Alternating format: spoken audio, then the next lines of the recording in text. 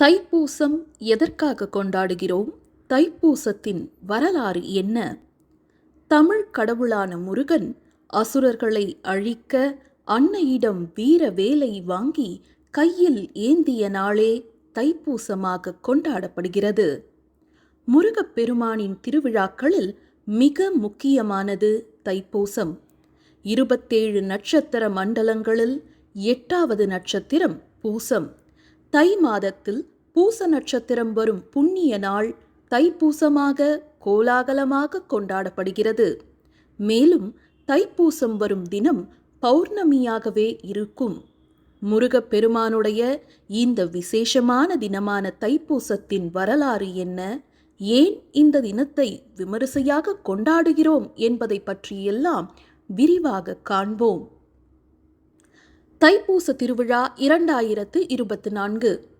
கந்தன், குமரன், வேலன், சரவணன், கார்த்திகேயன், சுப்பிரமணியன் என்று பல பெயர்களில் அழைக்கப்படும் முருகனுக்கு உகந்த தைப்பூச திருநாள் இந்த ஆண்டு ஜனவரி 25ஆம் தேதி கொண்டாடப்படுகிறது.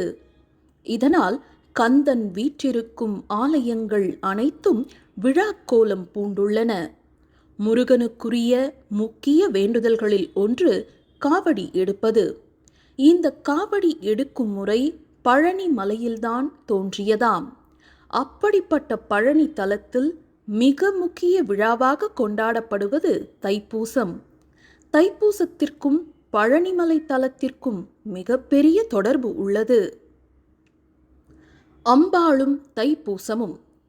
மார்கழி மாதத்தில் வரும் திருவாதிரை நாளில் சிவபெருமான் நடராஜராக தனித்து ஆனந்த தாண்டவம் ஆடினார். அதனை பிரம்மா, விஷ்ணு, பதஞ்சலி, வியாக்கிரபாதர் ஆகியோருக்காக சிதம்பரத்தில் அரங்கேற்றினார். இந்த நடனத்தை ரசித்து பார்த்த பார்வதி அம்மைக்கும் அதே போன்று தாண்டவமாட ஆசை வந்தது. அதே நேரம் சிவபெருமானை போன்று அன்னையின் நடனத்தையும் காண பிரம்மா, விஷ்ணு உள்ளிட்டோர் ஆர்வம் கொண்டனர். ஆகையால் முனிவர்கள், தேவர்கள் உள்ளிட்டோரின் ஆசையை நிறைவேற்ற எண்ணிய அம்பிகை ஆனந்த தாண்டவம் நிகழ்த்திய நாள் தைப்பூச திருநாளாகும். சிவபெருமான் ஆனந்த தாண்டவம் நிகழ்த்திய நாள் திருவாதிரை என கொண்டாடப்படுவதைப் போல் அம்பாள் நடனமாடிய திருநாள் தைப்பூசம் என பெயர் பெற்றது. அதனால் இந்நாள் அம்பிகை வழிபாட்டிற்குரிய தினமாக மாறியது. ஆனால் இந்நாள் முருகனுக்குரிய திருநாளாக மாறிய தலம்தான் பழனி. பழனிக்கும் தைப்பூசத்திற்கும் உள்ள தொடர்பு. பழனிமலை அடிவாரத்தில் பெரியநாயகி அம்பாள் கைலாசநாதருடன் தனி கோயிலில் வீற்றிருக்கிறாள்.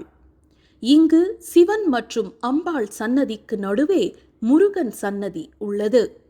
எனவே ஆலயத்தின் பிரதான தெய்வங்களாக பெரியநாயகி அம்மனும் சிவபெருமானும் இருந்தாலும் பிரதான வாசலும் கொடிமரமும் முருகன் சன்னதிக்கு எதிரிலேயே அமைந்துள்ளதால் கோயிலுக்குள் வரும் பக்தர்கள் முதலில் முருகனை தரிசித்த பிறகே அம்பாள் மற்றும் சிவனை தரிசிக்க முடியும். காலப்போக்கில் இத்தலத்தின் முக்கிய தெய்வமாக முருகப்பெருமானே மாறினார். தைப்பூச விழாவிற்கான கொடியும் முருகன் சன்னதிக்கு எதிரில் உள்ள கொடிமரத்திலேயே ஏற்றப்பட்டதாம். இப்படி சிவனின் அம்சமாகவும் சக்தியின் அம்சமாகவும் முருகப்பெருமானே விளங்குவதால் தைப்பூசம் முருகனுக்குரிய வழிபாட்டு நாளாக மாறியது என்கின்றன புராணங்கள். மேலும் தைப்பூச விழா பெரியநாயகி அம்மன் கோயிலிலேயே நடத்தப்பட்டு விழாவின் 7ஆம் நாளில் நடக்கும் தேரோட்டமும் இக்கோயிலில் இருந்தே புறப்பட்டு வீதி உலா வருகிறது. முருகனுக்குரிய தைப்பூசத்தின் வரலாறு.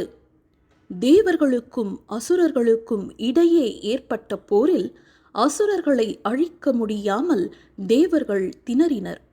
எனவே பல்வேறு இன்னல்களை கொடுத்து வந்த அசுரர்களை அழிக்க வேண்டி சிவபெருமானிடம் தேவர்கள் முறையிட்டனர். தங்களுக்கு தலைமை தாங்கி செல்லக்கூடிய ஆற்றல் வாய்ந்த சக்தி மிக்க ஒரு தலைவனை உருவாக்க வேண்டும் என்று சிவபெருமானிடம் தேவர்கள் வேண்டினர்.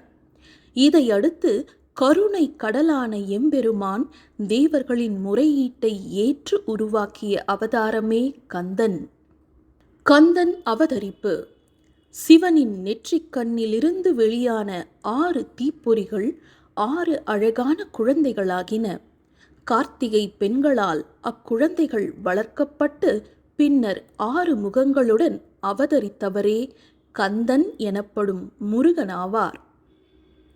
சிவபெருமானின் தேவியான அன்னை பார்வதி தேவியானவள் ஆண்டி கோலத்தில் பழனிமலையில் வீற்றிருக்கும் முருகப்பெருமானுக்கு ஞானவேல் வழங்கியது தைப்பூச நாளில்தான். அப்படி அளிக்கப்பட்ட வேலினை ஆயுதமாக கொண்டே முருகன் அசுரகுலத்தை அழித்து தேவர்களை காப்பாற்றி நிம்மதி அடையச் செய்தார்.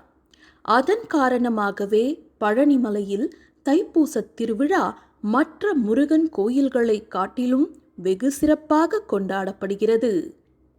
வெற்றிவேலின் சிறப்பு. அசுரர்களை வதம் செய்து வெற்றி கொண்ட முருகப்பெருமான் பயன்படுத்திய வேலினை வழிபட்டால் தீய சக்திகள் நம்மை தாக்காமல் இருக்கும் என்பது பக்தர்களின் நம்பிக்கை. மேலும் தீய சக்திகள் நமக்கு அடிபணிந்து நல்லருளை நல்கும் என்பதும் ஐதீகம். தைப்பூச விரதம். ஆண்டுதோறும் தைப்பூசத்தை முன்னிட்டு முருக பக்தர்கள் மார்கழி மாத தொடக்கத்தில் துளசி மாலை அணிந்து விரதத்தை தொடங்குவார்கள். சஷ்டி கவசம், சண்முக கவசம், திருப்புகழ் போன்ற பாடல்களை அன்றாடம் பாராயணம் செய்து தைப்பூசத்தன்று பழனி முருகன் கோயிலில் சிறப்பு வழிபாடு செய்து விரதத்தை முடிப்பார்கள். முருகப்பெருமானின் அறுபடை வீடுகளிலும் முருகனடியார்கள் பலர் பாத யாத்திரையாக சென்று தைப்பூசத்தன்று முருகனை தரிசித்து விரதத்தை நிறைவு செய்யும் வழக்கத்தை கொண்டுள்ளனர். பழனியில் கோலாகலமாய் கொண்டாடப்படும் தைப்பூசம் குன்றிருக்கும் இடமெல்லாம் குமரன் இருக்கும் இடம் என்பார்கள். அதுபோல முருகன் கோயில்கள் அனைத்திலும் மிக முக்கியமான விழாவாக தைப்பூசம் கொண்டாடப்படும் என்ற போதிலும் பழனியில் கூடுதல் சிறப்பாக தமிழகம் மட்டுமல்லாது அண்டை மாநிலங்களின் பல்வேறு பகுதிகளில் இருந்தும் விரதமிருந்து ஆயிரக்கணக்கான முருக அடியார்கள் பாத யாத்திரை வருகிறார்கள். தைப்பூசத்தன்று முருகனுக்கு காவடி நேர்த்திக்கடன் செலுத்துவதையும் பக்தர்கள் வழக்கமாக கொண்டுள்ளனர். தீராத நோய்கள் ஏற்பட்டு அவதிப்படுவோர் முருகக் கடவுளுக்கு காவடி எடுப்பதாக வேண்டிக் கொண்டால் அவர்களை பிடித்துள்ள நோய் அகன்று உடல் ஆரோக்கியம் பெறும் என்ற நம்பிக்கை பக்தர்களிடம் அழுத்தமாக உள்ளது. இதனால் முருகன் உறையும் அனைத்து தலங்களிலுமே தைப்பூசத்தன்று பக்தர்கள் காவடி எடுப்பதை வழக்கமாக கொண்டுள்ளனர். இப்படி தைப்பூச நாளுக்குரிய சிறப்பு என்ன என்பது பற்றிய விளக்கங்களை தெரிந்து கொண்டு அன்றைய நாளில் முறையாக விரதமிருந்து வழிபட்டு முருகன் அருளை முழுவதும் பெறுவோம்.